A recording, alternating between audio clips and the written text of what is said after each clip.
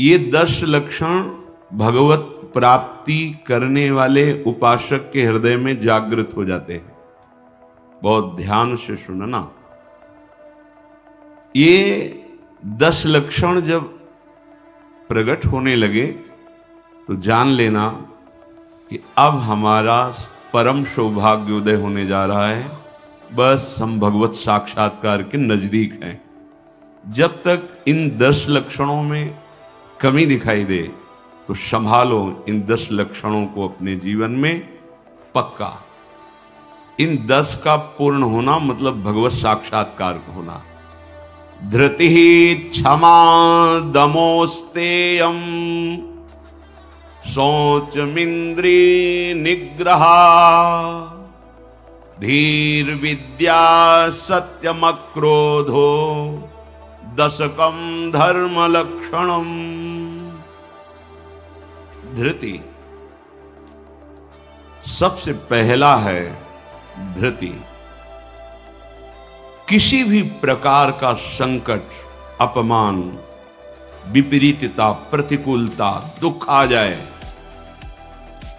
पर जो हमने भगवत प्राप्ति का लक्ष्य लिया है, चाहे गृहस्थ हो या विरक्त हो, भगवत प्राप्ति का लक्ष्य लिया है, अब वो नहीं छूट सकता, चाहे कुछ भी हो जाए।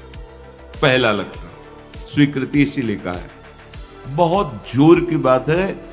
खुली वस्तु रखी है, बिगड़ी जन्म अनेक की अब वहीं सुधरे आज हो ही रहा। यह स्वीकृति बहुत बड़ी बात है।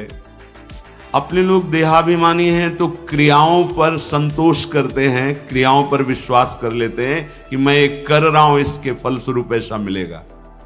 लेकिन उस सब करने का फल होता है होना, और वो सत्संग से प्राप्त हो जाता है एक क्षण में। इसीलिए स्वर्ग सुख, मोक्ष सुख, मर्त लोक के सुख की बात क्या, सत्संग के समान नहीं रखा गया। तात स्वर्ग अपवर्ग सुख धरी तुला एक अंग, तूलन ताहि सकल मिली जो सुख लव सत्संग। स्वीकृति बहुत जोर की बात है। पहला है धृति। धृति माने किसी भी प्रकार का कोई भी अपमान, तिरस्कार, निंदा, परिस्थिति, विपरीतता आपके मार्ग में आवे पर आपकी स्वीकृति पे अंतर नहीं होना चाहिए। इसे धृति कहते हैं। धृति ये बहुत आवश्यक है भगवत मार्ग के पथिक को। जो स्वीकृति की हुई है उस पे कोई विक्षेप नहीं पड़ना चाहिए। जो होना सो हो जाए, स्वीकृति नहीं बदलनी चाहिए। बस तुम्हारा ये था माम प्रपद्यन्ते तास तथैव भजाम्य हम। कोई भी परिस्थिति, कोई भी विपरीतता, कोई भी अपमान हमारी स्वीकृति में अंतर नहीं डाल सकता। मृत्यु स्वीकार करना अच्छा है, पर स्वीकृति पे अंतर नहीं आना चाहिए। वही स्वीकृति भगवत प्राप्ति करा देगी। गोस्वामी जी बाद में सब बातें कह रहे, पहले कह रहे बिगड़ी जन्म अनेक की अब ही सुधरे आज। हमारी धृति इतनी कमजोर है कि प्रतिकूलता के आभास मात्र में हम छोड़ देते हैं। प्रतिकूलता तो है ही नहीं, प्रतिकूलता के आभास, शायद प्रतिकूलता आ जाए, इससे हम भाग पड़ते हैं। ये कायरों का मार्ग नहीं है भगवत प्राप्ति। अज्ञान को छोड़िए। क्या तुम प्रभु को छोड़ दोगे तो दुखों से बच जाओगे क्या? जो कछ लिखा लिलाट दुख सुख देह संग, भुगते गो जहां जाएगो या सिद्धांत अभंग। या सिद्धांत अभंग तजत क्यों धीरज प्राणी। यही धृति। तजत क्यों धीरज प्राणी, वृंदावन परिहरे प्रिया प्रीतम रजधानी। स्वामिनी जी के महल को, स्वामिनी जी के चरण आश्रय को छोड़कर तुच्छ विषयों की तरफ कदम बढ़ा देना, स्वीकृति आपकी बहुत कमजोर है। बिगड़ जाएगा, ये जन्म बिगड़ जाएगा। पता नहीं किस युग में ये स्वीकृति का अवसर मिलेगा कि नहीं मिलेगा। कितना भी संकट आवे, धैर्य नहीं छोड़ना। सब कुछ सहना है, राधा राधा कहना है। नियम बना लो, जीत जाओगे। काल पर भी विजय प्राप्त कर लोगे। विश्वास करो, ये मंत्र मान लो, सब कुछ सहना है, राधा राधा कहना, राधा राधा। आपको सराहेंगे, आपको चाहेंगे, आप जो मर्जी आवे सो करो। सराहेंगे आपको, कोसेंगे नहीं, आपको सराहेंगे और आपको ही चाहेंगे। हम आपसे तन मन प्राण सर्वस्व समर्पित करके प्रेम करते हैं। ये प्रेम मार्ग की बात। भगवत प्राप्ति करना है तो पहली बात है ये धृति। ये धैर्य रखो। ये नहीं देखा जाता, धैर्य नहीं दिखाई देता, धैर्य नहीं। जरा सा विचलता हुई, भाग पड़े। कहां भागोगे? जिधर भाग के जा रहे उधर तो विचलता का समुद्र है। यहां तो विचलता तुम्हें अविचल स्थिति प्रदान करने के लिए है। यहां का भय तुम्हें निर्भय पद प्रदान करने के लिए है। और इस भय को स्वीकार करके भाग रहे हो तो महाभयावह प्रवाह है संसार का, बहते चले जाओगे। अभय होए जो तुम्हें डेराई। धृति, जो धृतिवान है, लौकिक पारलौकिक सारी संपत्तियां उसके चरणों में झुकने लगती हैं। देख लो, शब्द पर ध्यान दो। जो धृतिवान है, धैर्यवान है, हर कष्ट सहता है, तो आगे जो मार्ग है बोले लौकिक और पारलौकिक सारी संपत्तियां उसके चरण चूमती हैं, क्योंकि वो धैर्यवान है। अगर धृति नहीं है तो परमार्थ का भेष भले हो, परमार्थ की स्थिति नहीं होगी। इसीलिए भगवान कपिल देव जी ने माता देवती जी से कहा, जो आसक्ति संसार के बंधन का कारण है, वही आसक्ति यदि महात्माओं के चरणों में हो जाए तो मोक्ष का खुला हुआ द्वार है। तो वो महात्मा कैसे होते? तो सबसे पहला शब्द था तितिक्षवः। एकदम महान सहनशील होते हैं संत जन। तितिक्षवः, यहां धृति, ऐसा धैर्य कि कोई भी विचलित ना कर सके। बहुत गंभीरता से, इसीलिए इसमें रुके हुए हैं। बहुत गंभीरता से पहला लक्षण है भगवत प्राप्ति का। जिसके अंदर ये 10 लक्षण आ गए तो भगवान प्रकाशित हो जाते हैं हृदय में, क्योंकि वही परम धर्म का स्वरूप है। भागवत धर्म में चलने वाले या कोई भी धर्म स्वीकार करे तो धृति जरूर आनी चाहिए। अगर धृति नहीं, आप पातिव्रत धर्म, एक पत्नी व्रत धर्म, जो जहां जिस धर्म में, तो उसको धैर्य धारण करना पड़ेगा। बिना धृति के धर्म का पालन नहीं होता। फिर ये तो परम धर्म, महाभागवत धर्म, प्रेम धर्म, इसमें तो कष्टों की परवाह करे तो योद्धा कैसा। अगर अनुकूलता, प्रशंसा, मान और सुख की चाह है तो परमार्थ का पथिक कैसा। अभी भ्रम में है वो। किसकी अनुकूलता? किसकी अनुकूलता? शरीर की। चाहे जितना अनुकूलता देते रहो, नष्ट होगा। इसकी अनुकूलता नहीं। श्री कृष्ण अनुकूल ले। श्री कृष्ण की अनुकूलता को देखो कि हमारे शरीर, मन, वाणी, चेष्टा प्रभु के अनुकूल हो। उसके लिए तुम धैर्यवान बनो। चाहे जितनी निंदा हो, अपमान हो, तिरस्कार हो, संकट आवे, विपत्ति आवे, परवाह नहीं। तो हर विपत्ति संपत्ति बन जाएगी। देख लेना, लिखा है कि जो धैर्यवान होकर परमार्थ में चलता है तो लौकिक और पारलौकिक सिद्धियां और सफलता उसके चरणों में आ जाती है। श्री राधा किंकरीणाम लुठति चरण यो रद्भुता सिद्ध कोटि। करोड़ों प्रकार के वैभव सिद्धियां उसके चरण दास्ता में आ जाती, हाथ जोड़े खड़ी रहती हैं जब सेवा की आज्ञा हो। दूसरी बात है, दूसरा लक्षण है क्षमा। अपने साथ कोई बुराई कर रहा है, भगवत प्राप्ति करनी तो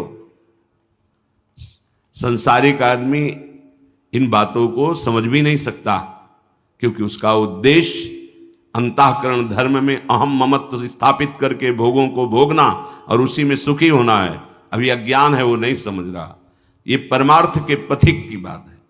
क्षमा, ये इसलिए बोला, वो सामने वाला हमको ऐसा बोलता है, हम चुप रहेंगे। कैसे चुप रह सकते हैं? सामने वाला कौन है? अगर तुम संसारी हो तो संसार है, और परमार्थिक हो तो तुम्हारा आराध्य देव है। तुम्हारी वही तत्व दृष्टि होनी चाहिए जिसकी प्राप्ति के लिए निकले हो। कब करोगे, किस जन्म में करोगे? अभी इसी क्षण से अभ्यास शुरू करो।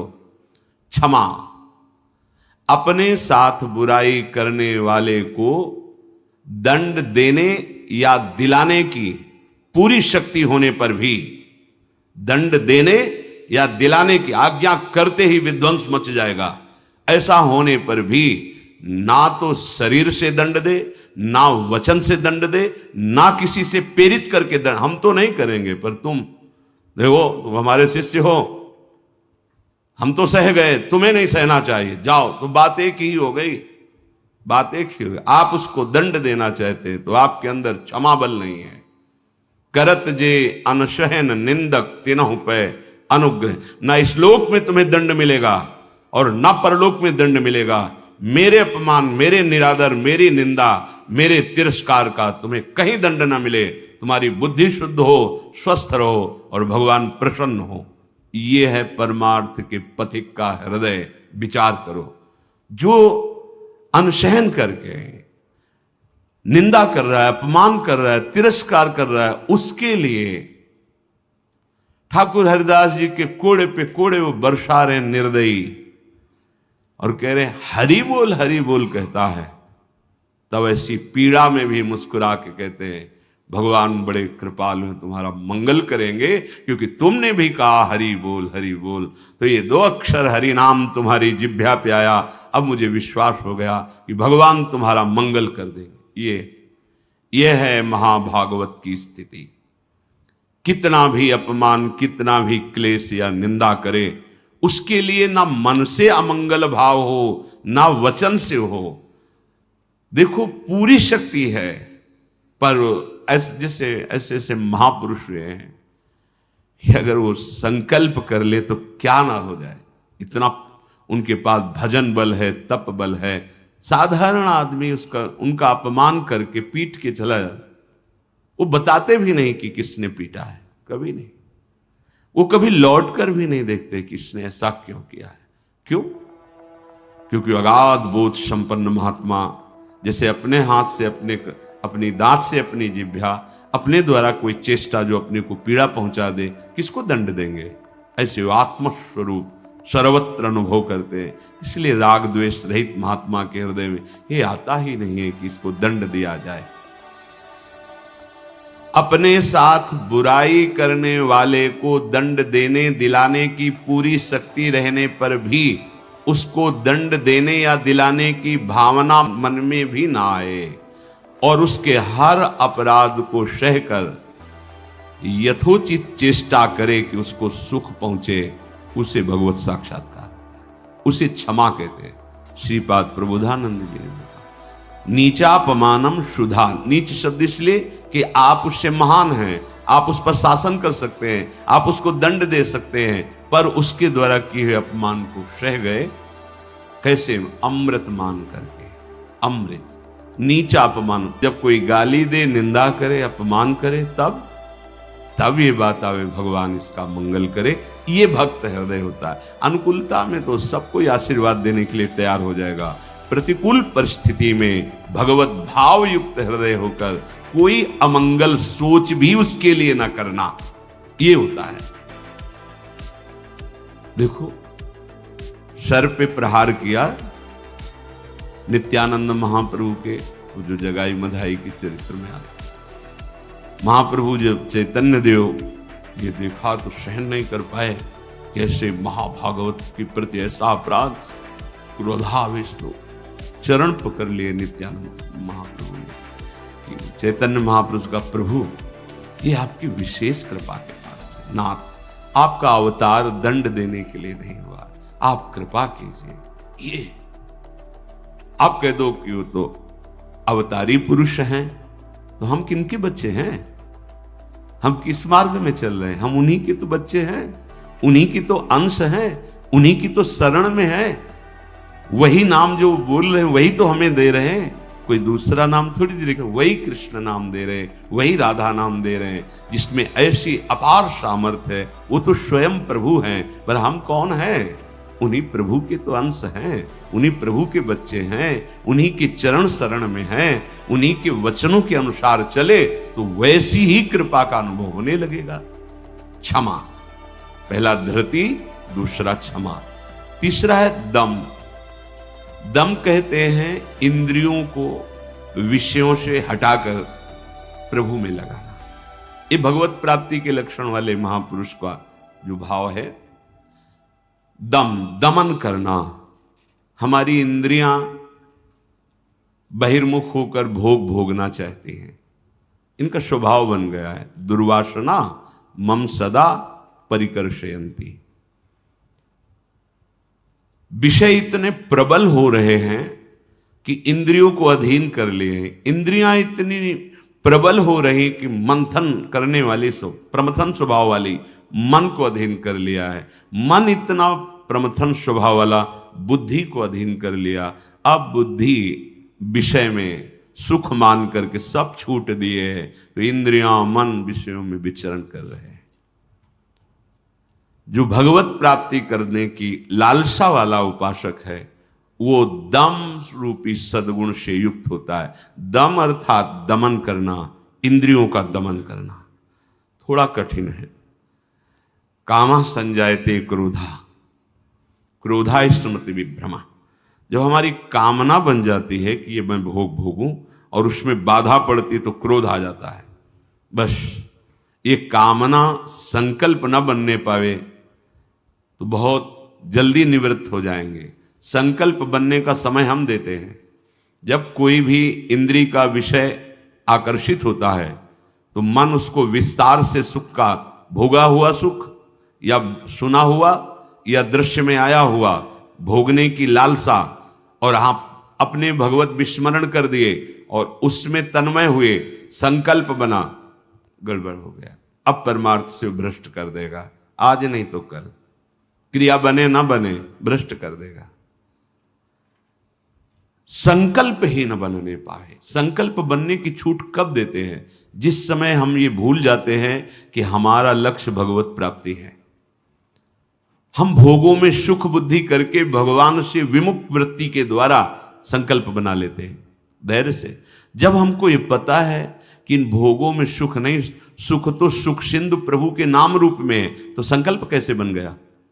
भगवत विमुखता के कारण संकल्प। वो क्षण भगवत विमुख हुआ, वो समय भगवत विमुख में जा रहा है, इसलिए आपका संकल्प बन रहा है। अगर नाम जप कर रहे हैं आप और आपका लक्ष्य है कि मुझे प्रभु के चरणारविंद की प्राप्ति करनी, तो आप इंद्रियों का दमन स्वाभाविक कर लेंगे। बहुत सरलता सहजता से इंद्रियों का दमन हो जाता है। हमारी स्वीकृति ठीक नहीं है, इसलिए जैसे एक दिन एकांतिक में चर्चा हुई थी, आप वैष्णव हैं, आप भगवत दासत्व के चिन्हों से युक्त हैं, आप भगवत प्राप्ति का मार्ग स्वीकार किए हो, चाहे गृहस्थ हो चाहे विरक्त। अब आपके सामने मांस परोसा जाए, आप खाएंगे? बिल्कुल ना, अंदर से ना बाहर से चेष्टा ही नहीं होगी। क्यों? क्योंकि आपकी स्वीकृति नहीं है। ठीक है, मदिरा ना अंदर से ना बाहर से स्फुरण ही नहीं होगा उसको पाने का। क्यों? आपके अंदर स्वीकृति ही नहीं। लेकिन बेविचार, मैथुन, गंदी बात, क्या आपकी ऐसी स्वीकृति है जैसे मदिरा और मांस के प्रति है तो उसी पंक्ति में, पर आपने इसके लिए स्वीकृति छोड़ दी, आपने इसकी गुंजाइश रख ली। अब आप गिर जाएंगे, आपकी इंद्रियां आपको गिरा देंगी। दूसरे की जरूरत नहीं, आपका मन ही आपको परेशान कर देगा, भ्रष्ट कर देगा। क्या आपकी ऐसी स्वीकृति है?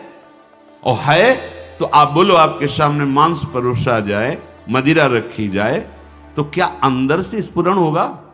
स्फुरण ही नहीं होगा। आप देख लो ना, स्फुरण ही नहीं होगा और आपकी भौं चढ़ जाएगी। आपको पता नहीं आपकी क्या, या तो उठ के चल देंगे, बिल्कुल संभाषण भी नहीं करेंगे। ऐसा ही जो शास्त्र विरुद्ध आचरण है, सबके प्रति क्यों नहीं हो रहा? जो हमारे शास्त्रों में भगवत प्राप्ति के विरुद्ध आचरण बताए गए, आप उनको एक लाइन में ही बताया गया है। आप उन शब्दों में दो को तो मान लिए, त्याज्य, स्वीकृति ही नहीं उनके प्रति कि हम वैष्णव हैं, भगवत दास हैं। तो फिर व्यभिचार, मैथुन, ये गंदी चेष्टाएं, इसको उस पंक्ति में क्यों आप स्वीकृति में रख लिए? आपने स्वीकृति की है, और यदि आपकी स्वीकृति वैसे है तो आप बोलो कैसे हो सकता है वो दो बातें जो बोली, कैसे आप स्वीकार नहीं कर सकते? प्रार्थना करने पर, एकांत में मिलने पर भी आप उन वस्तुओं का सेवन नहीं करेंगे क्योंकि आपकी स्वीकृति नहीं। ऐसे ही स्वीकृति आपकी भगवत प्राप्ति की है तो उसमें बाधक है, फिर आप उस बाधक क्रिया को, बाधक चेष्टा को एकांत में क्यों करते हैं? अपना नाश क्यों करते हैं? ये इंद्रियां और मन मिलकर आपको स्वरूप विस्मृति के गर्त में डालती जा रही। जितना भोगों में सुख का अनुभव करोगे उतने ही आत्मस्वरूप की विस्मृति के गर्त में चले जाओगे। भगवत विस्मृति।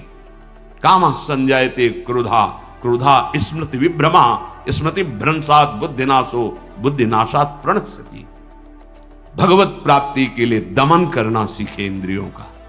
श्री हरिवंश नाम बल लहो, अपने मन भाई सब कहो, रहो शरण हरिवंश की।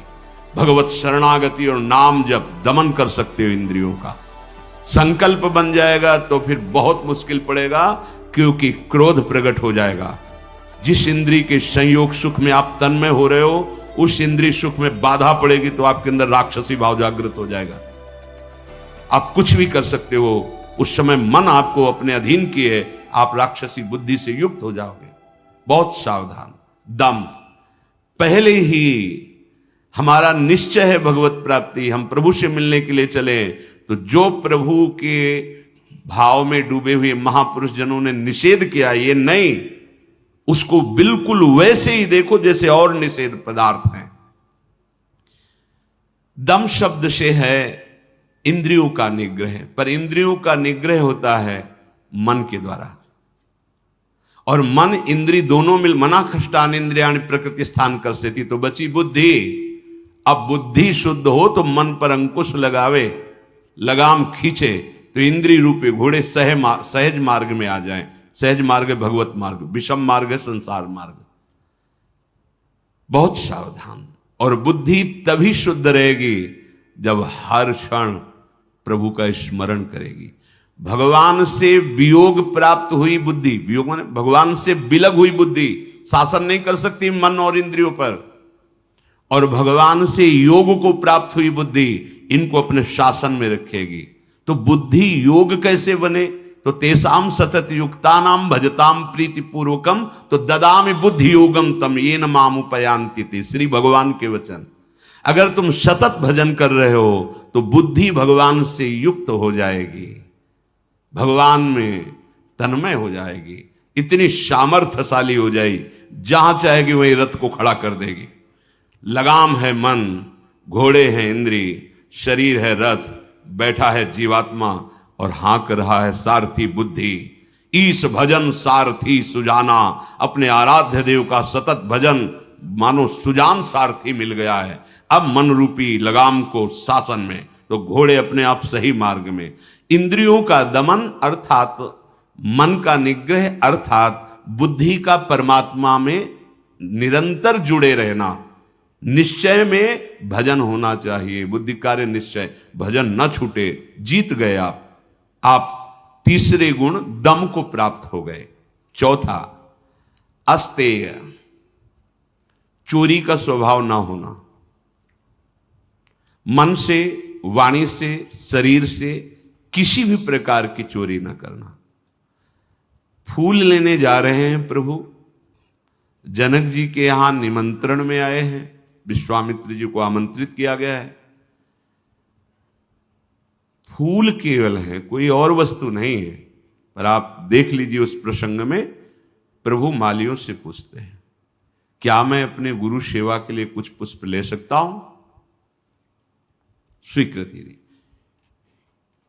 हमारा स्वभाव बिगड़ गया है, बहुत सावधानी की जरूरत है। सोचते हैं कि हम चोरी करके दूसरे का धन, दूसरे का सुखी हो जाएंगे, कभी नहीं होगे।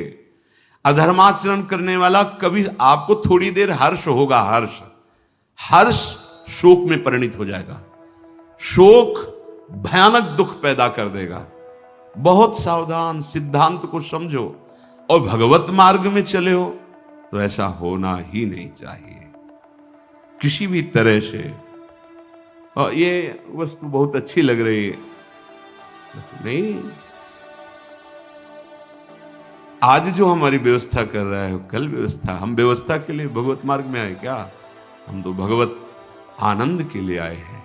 शरीर और मन प्राण उनको समर्पित है, वो जाने। किसी भी तरह की मन से, वाणी से, शरीर से चोरी नहीं होनी चाहिए। दूसरे की बात हम सुनी तो सुन करके उसे अनुभव उतारे, सुन के उसको दूसरों को बोलकर प्रभावित कर लेना, यह भी चोरी हो गई। महापुरुषों की बात, अमुक संत ने अमुक बात कही है, हम सब मिलकर उस पर चले भगवदानंद का अनुभव करने के लिए।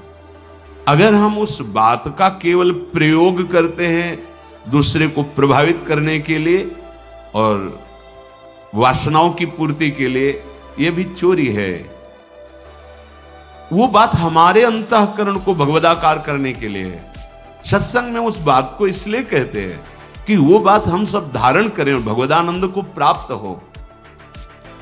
किसी भी तरह का मन में या तन में या वचन में ये छुपाव भाव, ये चोरी भाव, हम चाहते कुछ हैं और वाणी से कुछ बोल रहे हैं, वो ठीक नहीं है।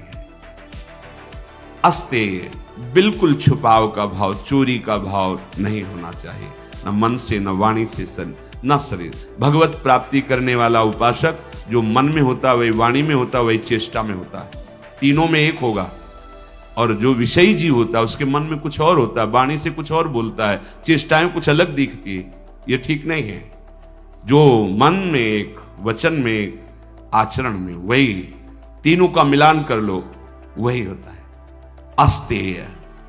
पहला था धृति, दूसरा क्षमा, तीसरा दम, चौथा अस्तेय, पांचवा है शौच। शौच कहते हैं पवित्रता को। उपासक को बाहर और भीतर दोनों से पवित्र होना चाहिए।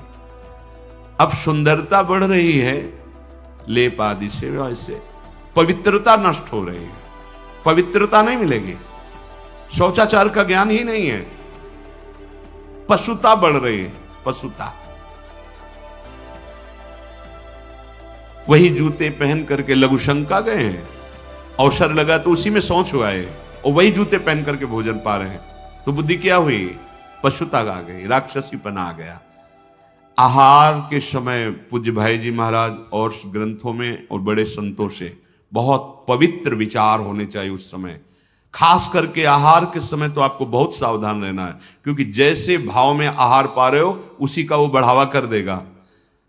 पवित्र आहार, पवित्र चिंतन करते हुए, इसलिए पहले भगवद अर्पित किया जाता है, एक एक कवल नाम जप करते हुए। बहुत सुंदर 24 घंटे उसका देखना प्रभाव बहुत सुंदर पड़ेगा।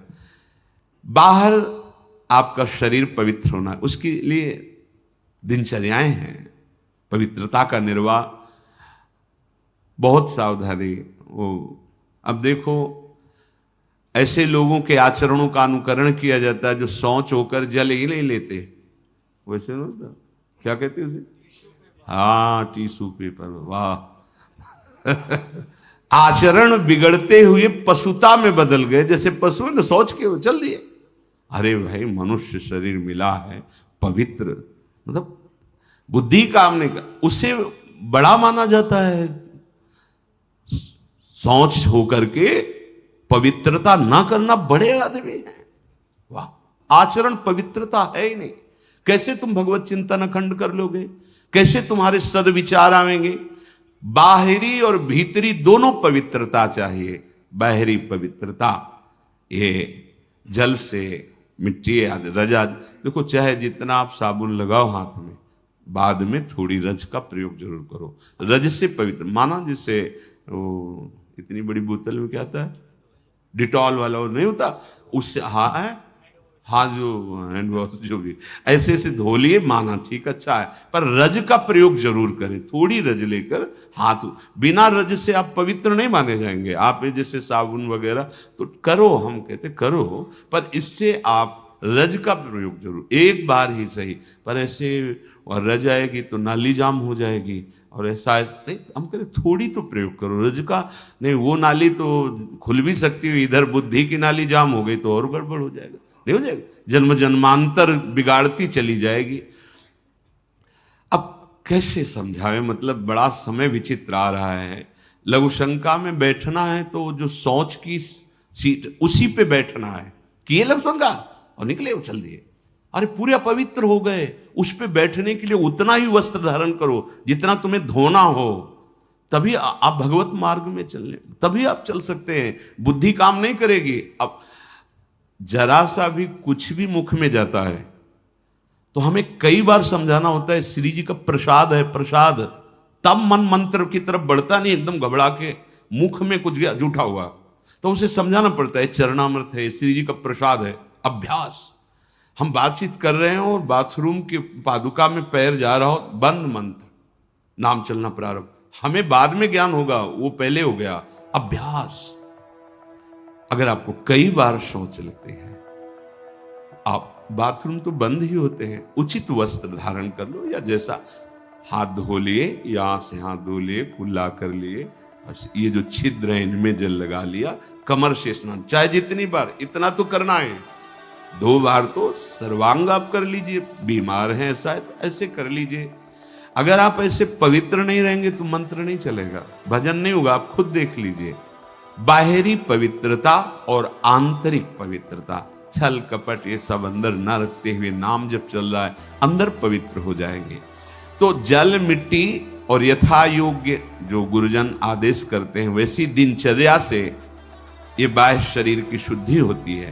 राग द्वेष दंभ कपट वैर अभिमान, इन विकारों का नाश होने पर अंतःकरण स्वच्छ होता है। ये विकार सब नष्ट हो जाएंगे। सत्संग सुनते रहिए, नाम जप करते रहिए। तो ये शौच अर्थात पवित्रता, बाहरी और भीतरी दोनों आवश्यक है। प्रसाद के सिवा मुख में अगर कुछ भी है, जैसे आप राधा वल्लभ जी गए, किनका मंत्र चलाओ, जल वो चरणामृत, तो आचमन, जल लेके आचमन करने की जरूरत नहीं। अन्यथा आप जैसे अच्छे से कुल्ला करो, आचमन करो, फिर आप मंत्र जप करो, हर समय पवित्र। लघु शंका पहले बराबर कमंडल में जल रखते थे, अब तो कहीं जाना आना ही नहीं तो कमंडल पास रहेगा, उसमें छोटा सा गिलास। अपनी दिनचर्या में आप भगवत प्राप्ति के मार्ग में चले हैं, और आप ऐसे ही मन मानी, ऐसा नहीं। हम गुरुजनों को, बड़े महापुरुषों को देखा, पवित्रता का निर्वाह, पवित्रता का निर्वाह नहीं तो फिर सेवा या सुमिरन दोनों में विक्षेप पड़ने लगेगा। मनमानी आचरण मत कीजिए। आपका वस्त्र पवित्र होना चाहिए, पानी से निकाल लीजिए, पवित्र होने। ऐसे मनमानी आचरण करोगे तो भजन में रुचि नहीं होगी। ये भगवत प्राप्ति जिसको होनी उसके लक्षण बताए जा रहे हैं, वो बाहर और भीतर से बहुत पवित्र रहता है। हम किसी को छूने की चेष्टा न करें। कोई छू रहा है हमें, उसमें कोई दोष, हम जा रहे हैं ऐसे छू गया कोई बात, हम किसी को बहुत सावधान। हमारे अंदर मंत्र चल रहा है, हमारे अंदर भजन चल रहा है, अब वो उसकी दिनचर्या क्या है, वो कैसे पवित्रता का निर्वाह करता है। तो अगर वो हमसे ऐसे धक्का लगे तो हम उस अपने को नहीं मान, हम अपनी तरफ से चेष्टा नहीं करते। बिल्कुल भगवत मार्ग में जो भगवत प्राप्ति के लिए बहुत सावधानी की, पवित्रता की आवश्यकता है। फिर है छठा, शब्द स्पर्श रूप रस गंध, इनका ऐसा प्रभाव है कि खींच लेते हैं। जैसे अभी कोई ध्वनि बजने लगे आ जाएगा, प्रभाव पड़ा शब्द का।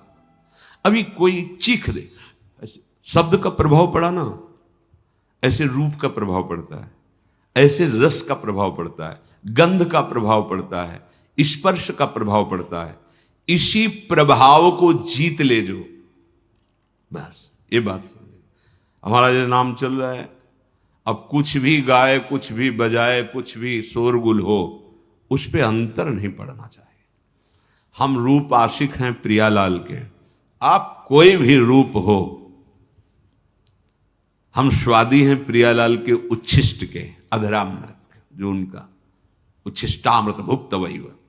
इसके अलावा कुछ भी अमृत भी हो तो हमारे लिए, हमारी गंध श्री जी के श्री चरणों में चढ़ी हुई तुलसी पुष्प, श्रीअंग का इत्र, प्रसाद, माला आदि, बस।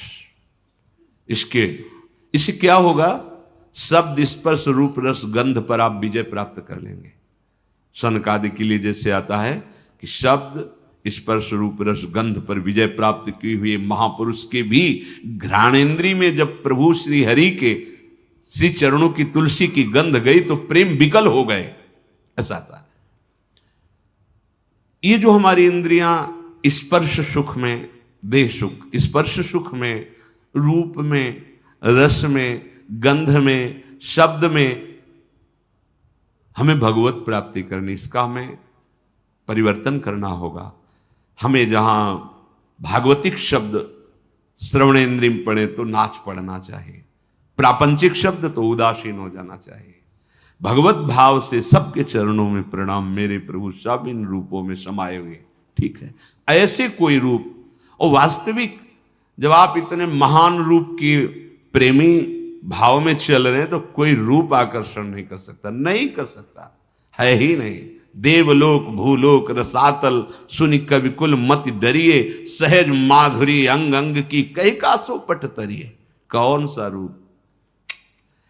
कोई भी रूप ऐसा नहीं कि चित्त में क्षोभ पैदा कर दे।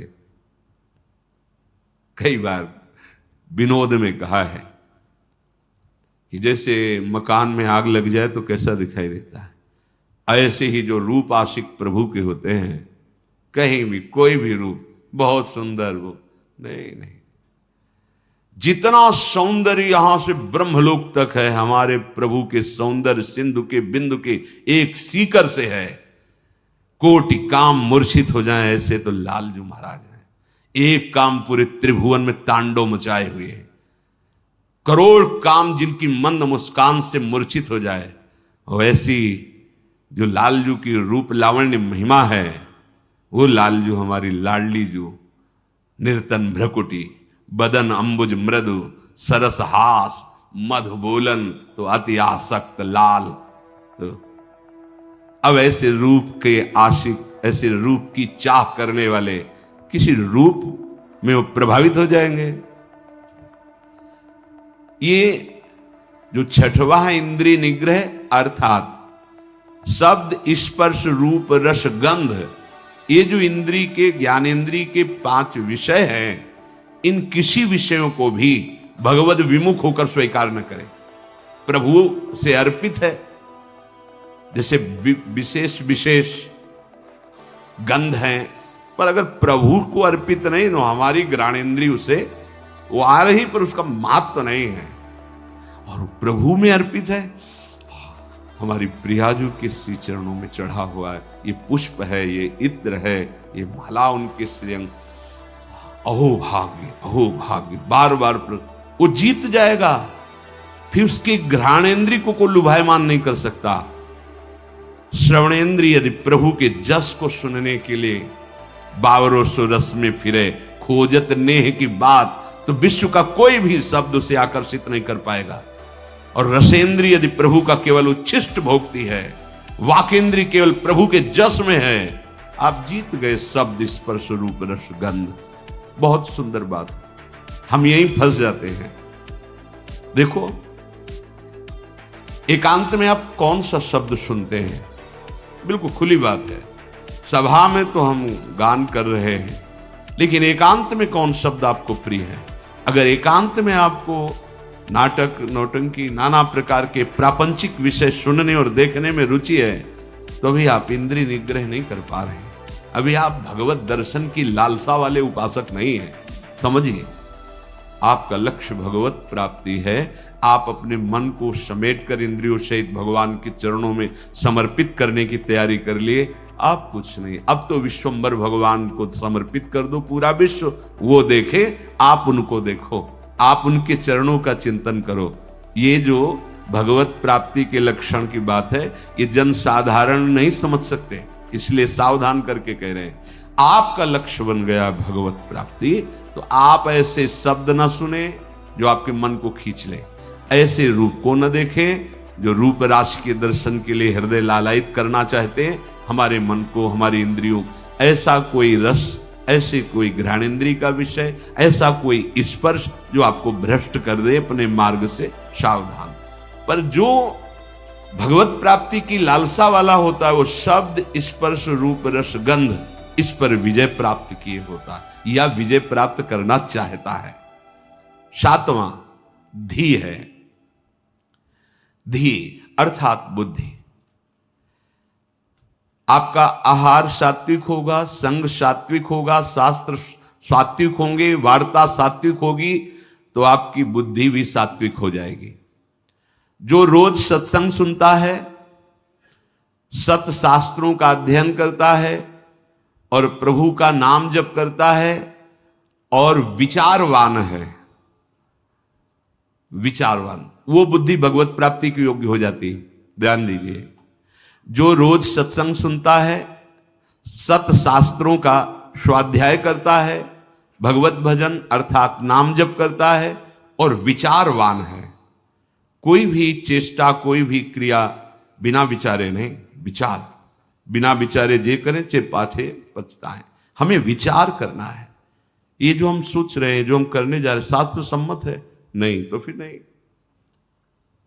जिसमें निरंतर प्रभु में मन लगाने के सहयोग हो, ऐसा बुद्धि निश्चय करने वाली, वो भगवत प्राप्ति की योग्य हो जाती है। हमें वही सुनना है, वही देखना है, वही बोलना है, वही चेष्टा करनी, जिससे हमारा भजन बढ़े, भजन सुरक्षित रहे, भजन पच जाए।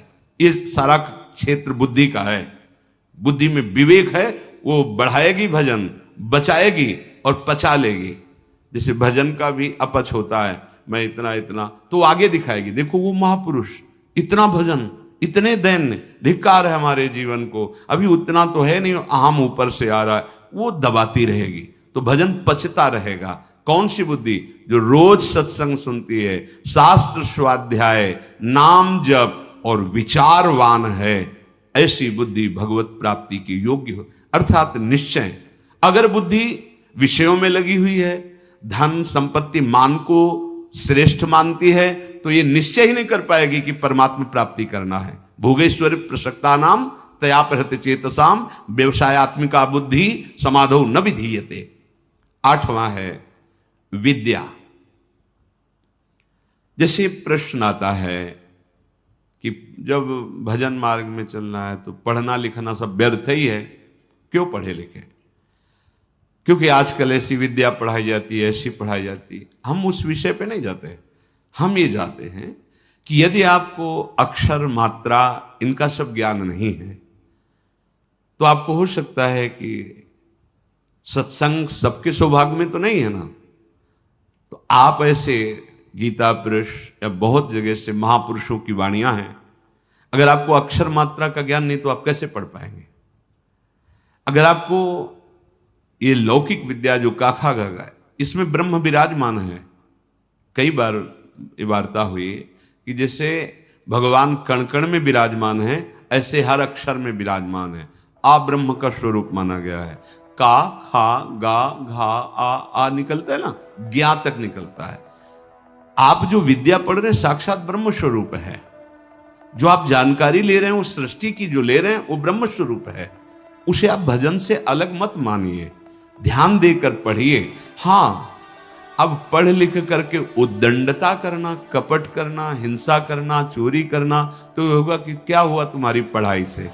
आप विद्या से, जैसे विद्या विनयम ददात, विनम्र होता है, गंभीर होता है, बुद्धि उसकी निर्णायक होती है, प्रवीण होती है। पर यदि भ्रष्ट आचरण करोगे तो वही विद्या अविद्या का रूप धारण कर लेगी। तो विद्या निषेध नहीं है, अविद्या निषेध है। आप खूब अच्छे से पढ़िए, आप खूब पदाधिकारी बनिए, समाज की सेवा करिए, आप जानकारी लीजिए, ये जगत भगवत स्वरूप है। अगर आप अभी से प्रमाद कर लिए तो भजन में स्थिति है नहीं। हम देखते हैं जो बच्चे पढ़े लिखे हैं ना, एक बार समझा दो तो कदम सोच समझ के रखते हैं। हाँ, हम ये कहते हैं यदि ऐसी रति है कि राधा राधा राधा राधा राधा सत्संग और नाम जप करते हुए आप, तो सच्ची मानिए सब शास्त्रों का ज्ञान अपने आप हो जाएगा। पर ऐसा बहुत ही कठिन है, कोई बिरला ऐसा जो ऐसे चल पाए, नहीं तो इसलिए पढ़ना आवश्यक है। विद्या, जब आपके अंदर अक्षर मात्राओं का ज्ञान होता है, उसमें विषय भी रखे जाते हैं। आप संस्कृत पढ़ सकते हैं, आप ये पढ़ सकते हैं, आप ये अलग अलग विषय रखे जाते हैं। जैसे अपने जब पढ़ रहे थे, एक विज्ञान का विषय था और एक आर्ट का विषय था, कॉमर्स का विषय था, नहीं, अलग अलग, कि आप संस्कृत ले सकते हो, आप अंग्रेजी ले सकते, ऐसे कई विद्या। अगर हमको अक्षर मात्रा और ठीक ज्ञान है तो हम वेद का स्वाध्याय कर सकते हैं, आगे हम संस्कृत पढ़ें, हम अपने शास्त्रों को पढ़ सकते हैं। अब ऐसा क्या कि शास्त्र तो आते नहीं, भजन में रुचि नहीं, तो आपके अंदर ज्ञान स्फुरित कैसे होगा? हम उन महात्माओं को देखकर बोला कि का नहीं पढ़े लेकिन एक क्षण भी नहीं नाम छोड़ रहे, तो सारा ज्ञान जागृत हो गया उनको। यही अपने वृंदावन में पूज्य मथुरा दास जी थे, वो खुद कहते थे, ए जी हमने कभी स्कूल का मुंह नहीं देखा, अर्थात कभी स्कूल नहीं गए।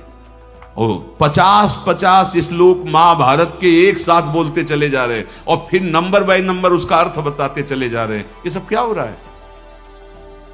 बड़ा विचित्र है। जब हमारा चित्त प्रभु में जुड़ जाता है तो प्रभु पूर्ण है, तो कोई भी ऐसा ज्ञान नहीं जो उसके अंदर। पर अभी खेलने कूदने की अवस्था में प्रमाद स्थिति के कारण वो आड़ लेते हैं कि हम भजन करेंगे और विद्या नहीं पढ़ते, इसलिए पढ़ना चाहिए।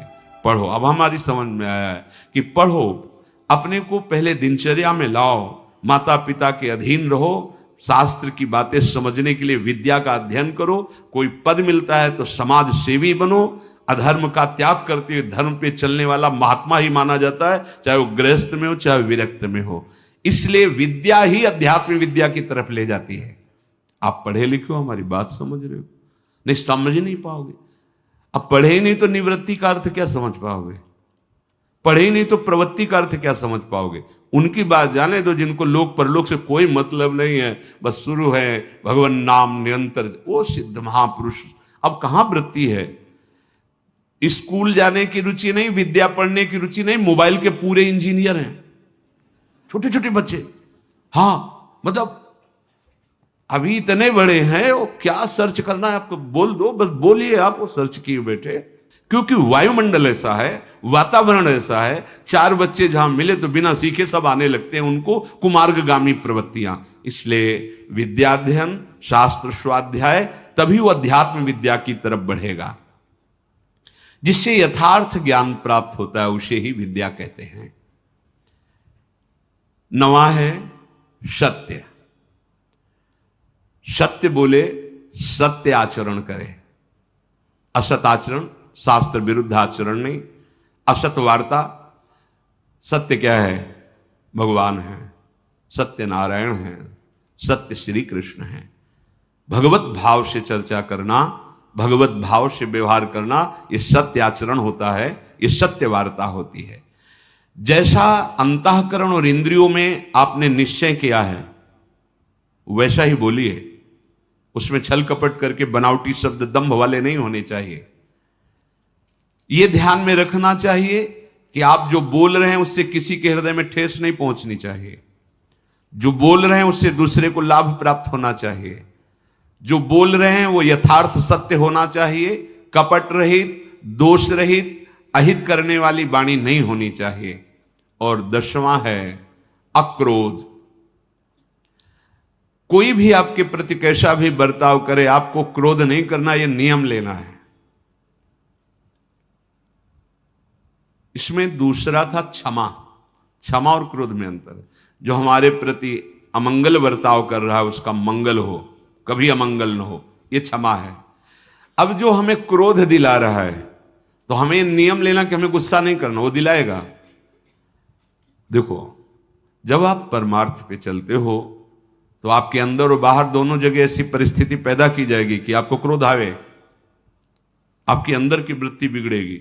बाहर का ऐसा व्यवहार हो सकता है, आपका साथी, आपका मित्र, आपके पास रहने वाला साधक ही आपसे विपरीत ऐसी चेष्टा, उस समय वो प्रेरित है। आपको देखना है कि इस समय प्रेरित है माया के द्वारा और वो मुझे गुस्सा दिलाने के लिए ऐसा विधान रचा गया, पर मैं गुस्सा नहीं हूंगा। अगर सह नहीं पाते हो तो मौन हो, भाग जाओ वहां से, मौन हो के भाग जाओ। वीरता मत दिखाओ। गुस्सा करना वीरता नहीं, सह जाना वीरता है, जैसे सह पाओ। बहुत संतों ने इस पर, जहां कोई आपको गुस्सा की बात दिलाने लगे तो अगर आप ये याद कर लो कि मेरी परीक्षा हो रही, मुझे क्रोध दिलाया जा रहा है, तो आप समझ जाओगे। पर बस यही रहे कि मेरी परीक्षा हो रही, मुझे गुस्सा नहीं करनी, नहीं, सोचते सोचते फिर कड़ुआ वचन निकलने लगेगा, फिर मारपीट भी होने लगेगी। पर सोचो अपने साधुओं के साधक होके एक दूसरे को गाली दे रहे, लड़ रहे, ये कोई साधुता है? ये कोई मार्ग? अक्रोध, क्रोध नहीं करना। नियम लेना पड़ेगा ना कि क्रोध नहीं करना, वो दिलाएंगे क्रोध। बड़े विचित्र विचित्र लीलाएं होती। 100 बार थूका, क्रोध नहीं आया, ऊपर से थूका। तो उन्होंने यही कहा कि आपकी तो बड़ी कृपा हुई जो एक दिन में 100 बार मुझे गंगा स्नान करने को मिला, 100 बार हमें स्नान करने का सौभाग्य मिला। ये हो सकता है हमारे साथ व्यवहार ऐसा हो कि जिससे हमें क्रोध आवे, तो हमें तुरंत सोचना है। तुरंत वही सोच सकता है जो साधक है, ये मेरी परीक्षा आई, नहीं मुझे गुस्सा नहीं कर, राधा राधा राधा राधा राधा राधा राधा, भैया राधा, बढ़ो आगे बढ़ो, गुस्सा नहीं कर रही। अक्रोध, अपनी कोई बुराई करके, अपना कोई प्रतिकूल व्यवहार करके क्रोध दिलाना चाहता है। आप अक्रोध, आपको गुस्सा नहीं करनी। क्षमा में और अक्रोध में अंतर है। हम गुस्सा नहीं करेंगे, पर क्षमा उसको मंगल मनाएगी।